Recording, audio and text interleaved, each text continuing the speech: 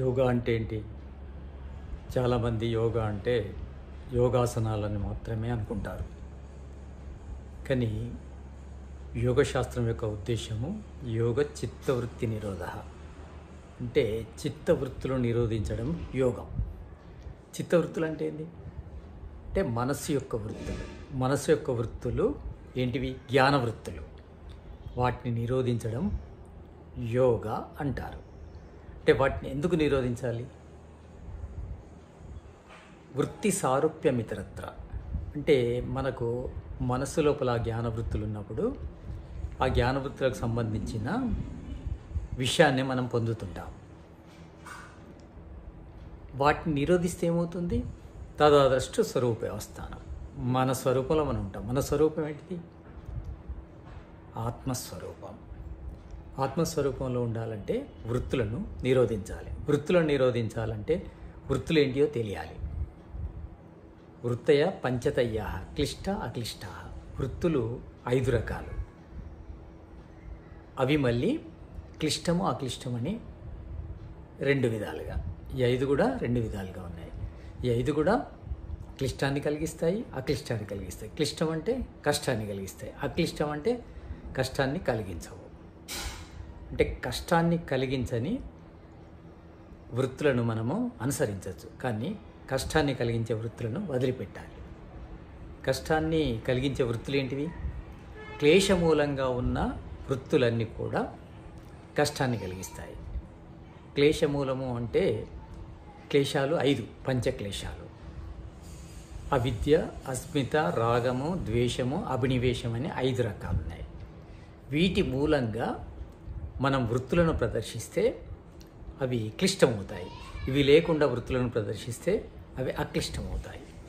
అంటే యొక్క ముఖ్య ఉద్దేశం ఏంటంటే క్లేశరహితంగా వృత్తులను మనము అనుసరించాలి. క్లేశరహితమైనవి అంటే అవిద్య లేకుండా, అస్మిత లేకుండా, రాగం లేకుండా, ద్వేషం లేకుండా, అభినివేశం లేకుండా ఉండడము కోసం చేసే ప్రయత్నమే యోగము, యోగ సాధన. కనుక మనము అంటే మన స్వరూపంలో ఉండాలంటే, ఆత్మస్వరూపంలో ఎందుకు ఉండాలంటే ఆత్మస్వరూపం అనేది అవినాశి. అసలు ఈ మానవ జన్మ వచ్చిందే ఆత్మస్వరూపాన్ని తెలుసుకోవడం కోసం. ఆత్మస్వరూపంలో మనం ఉండాలంటే మనము ఈ అవిద్యాది క్లేశాలను దూరం చేసుకోవాలి. అవిద్యాది క్లేశములు దూరం కావాలంటే దానికోసం మనం సాధన చేయవలసి ఉంటుంది. అంటే జ్ఞానము లేనిదే వివేకం రాదు. వివేకము రానిదే వైరాగ్యం రాదు. వైరాగ్యం రానిదే క్లేశాలను దూరం చేసుకోలేము. కనుక క్లేశాలు దూరం కావాలంటే వైరాగ్యం అంటే వివేక జ్ఞానం ఉదయించాలి. వివేక జ్ఞానం ఉదయించాలంటే మనము జ్ఞానాన్ని ఆర్జించాలి. దానికోసము మనము ప్రయత్నం చేయాలి.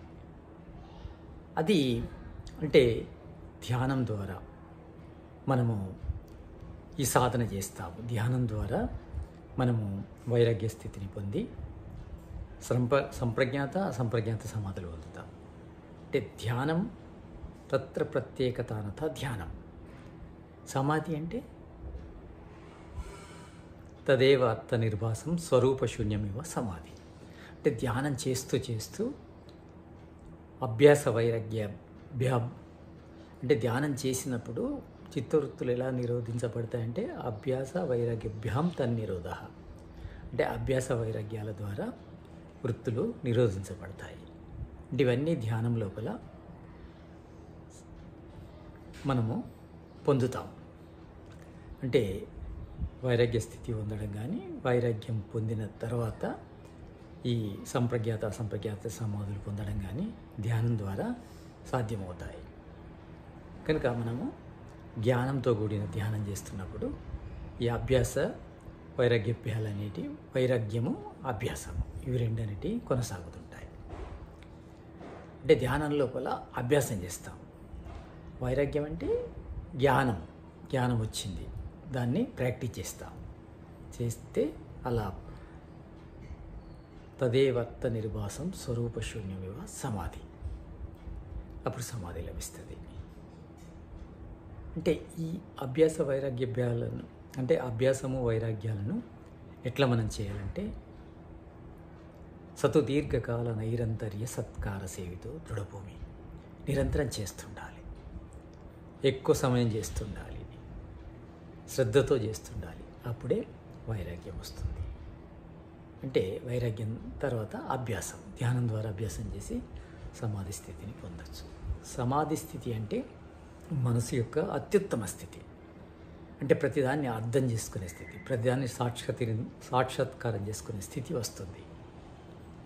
దానికోసమే ఈ మానవ జన్మ. ఈ మానవ జన్మను మనము సద్వినియోగం చేసుకోవాలంటే మనసుకు సమాధి స్థితిని కలిగిస్తే మనకు 25 తత్వాలు అర్థమవుతాయి. 25వ తత్వమే ఆత్మ. ఆత్మ అర్థమైతే 26వ తత్వం అయిన పరమాత్మ అర్థమవుతాడు.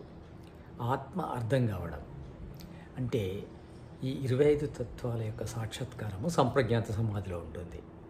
ఆ తర్వాత సంప్రజ్ఞాత సమాధి ద్వారా ఆత్మ అంటే తదాదృష్ట స్వరూప వ్యవస్థను మన ఆత్మస్వరూపంలో మనం ఉన్నప్పుడు అప్పుడు పరమాత్మను తెలుసుకోవడం కోసం చేసే ప్రయత్నము అది పరవైరాగ్యం అంటారు. పరవైరాగ్యం ద్వారా అసంప్రజ్ఞాత సమాధి ఏర్పడుతుంది. అప్పుడు ఈ ఆత్మ పరమాత్మను దర్శించుకుంటుంది. ఇది యోగ యొక్క ముఖ్య ఉద్దేశం. ఆ యోగ లోపల యోగాసనాలన్నిటివి కొంత అవసరమవుతాయి. ఎందుకు? స్థిర సుఖమాసనం, స్థిరత్వము సుఖముగా ఉండాలి శరీరం అంటే ఆసనం అవసరం. అంటే ఏ విధంగా మనం శరీరం స్థిరంగా ఉంటుందో సుఖంగా ఉంటుందో ఆ స్థితినే ఆసనం అంటారు. అలా ఆసనము అంటే యమ నియమ ఆసన ప్రాణాయామ ప్రత్యాహార ధారణ ధ్యాన సమాధి ఇవన్నీ పాటించి సమాధి స్థితికి మనం వెళ్ళాలి. సమాధి కూడా సంప్రజ్ఞాత అసంప్రజ్ఞాత సమాధి వరకు వెళ్ళగలగాలి. అదే యోగం యొక్క ముఖ్య ఉద్దేశం.